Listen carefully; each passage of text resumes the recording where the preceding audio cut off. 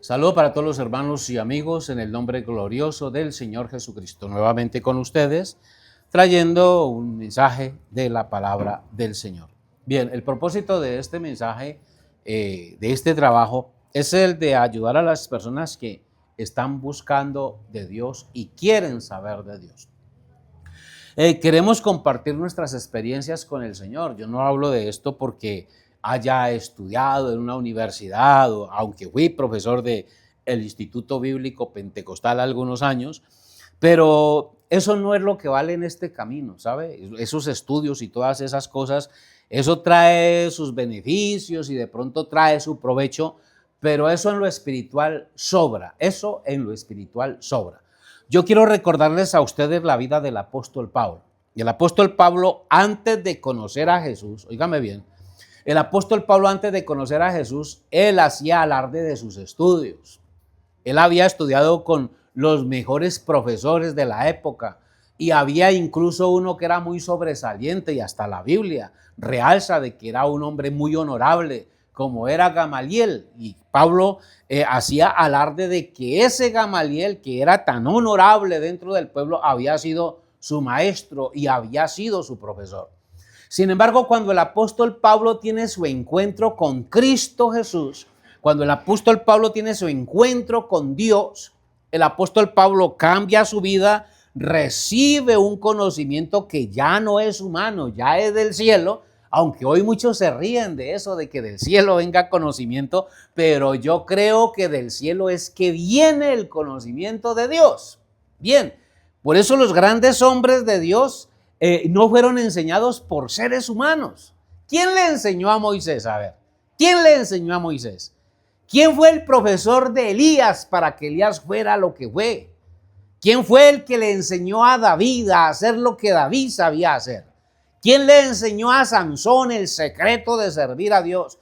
¿Quién le enseñó a esos grandes hombres de Dios lo que ellos hicieron y por los cuales nosotros, sus historias, son las que le dieron vida a esta Biblia? Sus historias son las que inspiraron a los que creemos en esta Biblia. Entonces esa cuestión de que estudios, que el arameo, que soy teólogo, que apologista y que no sé qué, todo eso es basura comparado con la revelación que viene del cielo. El apóstol Pablo dice en el capítulo 2 de la primera carta de los Corintios, el apóstol Pablo habla de esas cosas y él enseña que el conocimiento humano al pie de esto realmente queda por el suelo, tanto que el apóstol Pablo dice que todo eso que él era antes de conocer a Cristo, dice, ahora lo tengo por basura. Oiga bien, ese estudio, esa universidad, ese estudio teológico y todo eso que usted ha aprendido en institutos bíblicos y todo eso, el apóstol Pablo dice que eso es basura al pie del conocimiento de Dios. Y otra versión bíblica es un poquito más todavía ordinaria. Dice, ahora yo eso lo tengo por estiércol. Dice el apóstol Pablo cuando compara esas cosas con el conocimiento de Dios. Y en la primera carta a los Corintios y el capítulo 2 dice la palabra de Dios, dice el mismo apóstol Pablo, y ojo con esto, que de esto se ríen los religiosos. Pero si usted es escogido por Dios y Dios le muestra a usted los secretos de esta Biblia, mire lo que dice Pablo. Dice, capítulo 2 y el versículo 6 de Primera de Corintios. Esto los religiosos pues se reirán de esto, pero esto es la Biblia. Y si la Biblia dice, es porque es real. Yo creo lo que la Biblia dice. Dice, sin embargo, dice Pablo, sin embargo hablamos sabiduría entre los que han alcanzado madurez.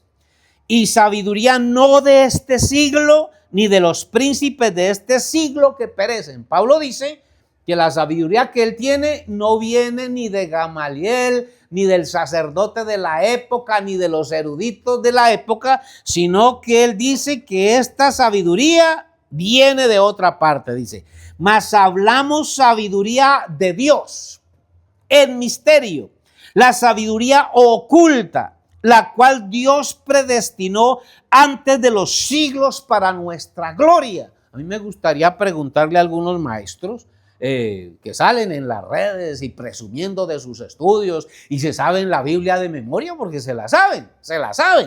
Pero yo quisiera preguntarles a ellos qué opinan ellos de esto, de esta sabiduría oculta, de esta sabiduría misteriosa, la que ninguno de los príncipes de este siglo conoció. Oiga bien, la que ninguno. Si el apóstol Pablo estuviera hoy día entre nosotros, ¿qué dirían los religiosos?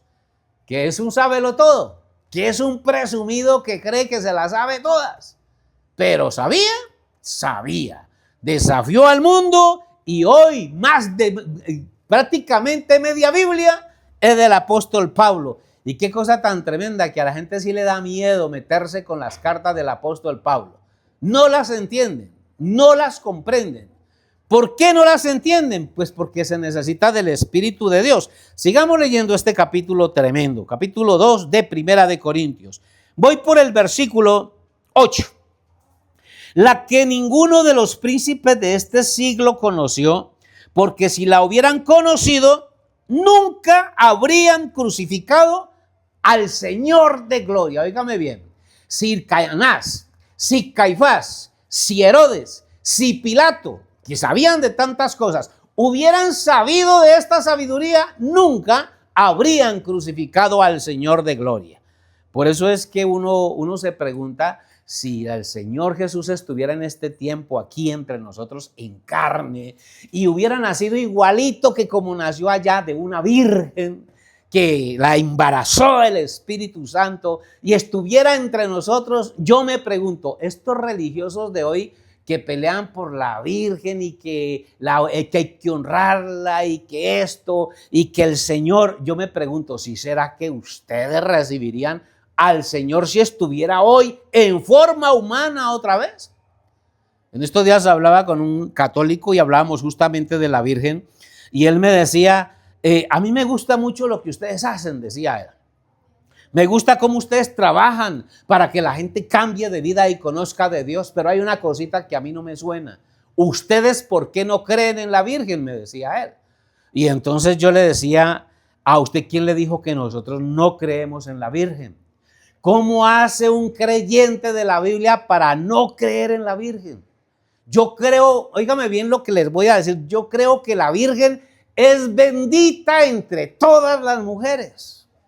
Yo creo que la Virgen es la mujer más sobresaliente de toda la historia. Yo creo que la Virgen es la mujer que más debe de ser respetada en la historia. Y hay una cosa bien especial y aquí más de un protestante me va a pegar seguramente, porque lo que voy a decir es una locura. Yo creo que María es la madre de Dios.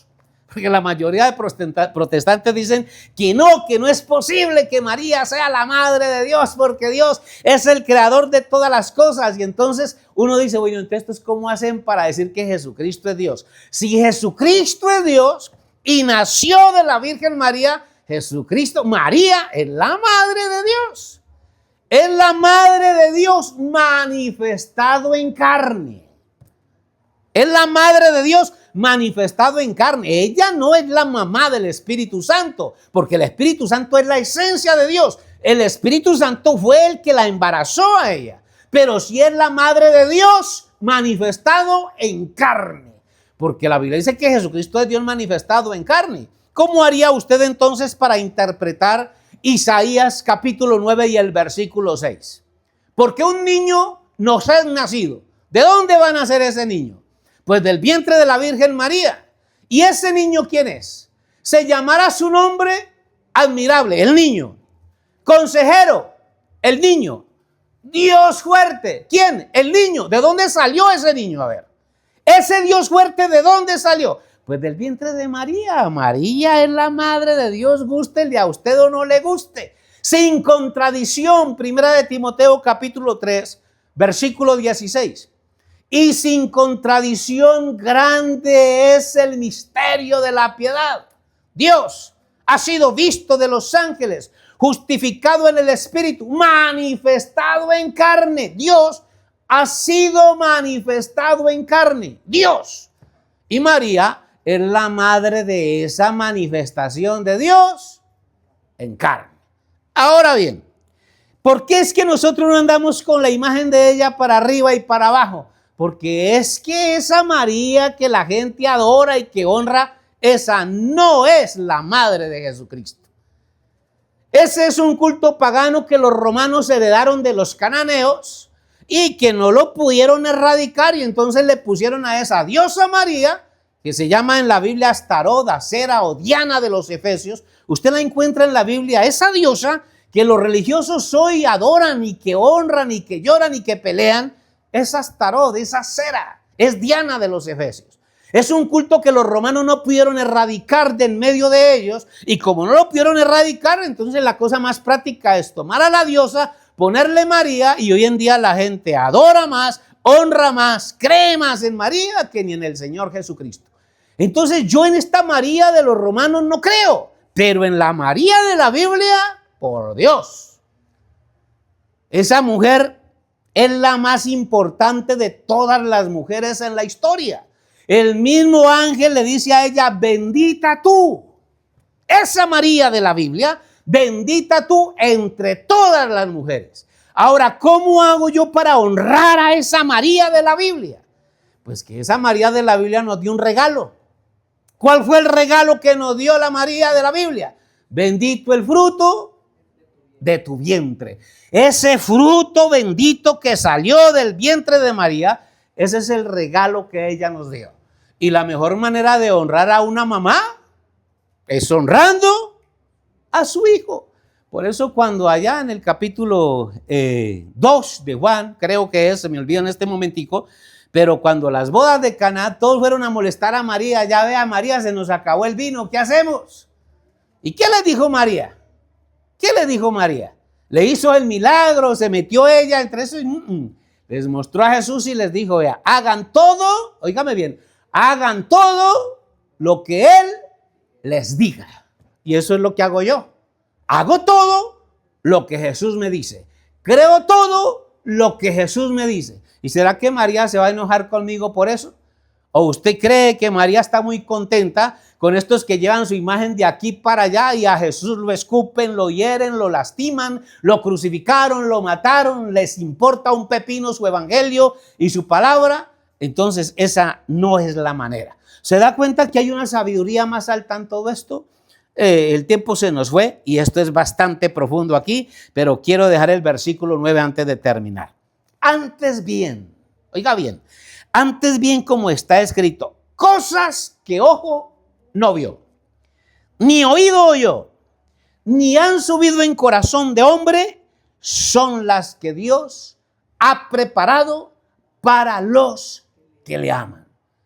Isaías 33:3 dice, clama a mí, te responderé y te enseñaré cosas grandes y ocultas que tú no conoces. Ese es mi Dios. Dios les bendiga y hasta la próxima.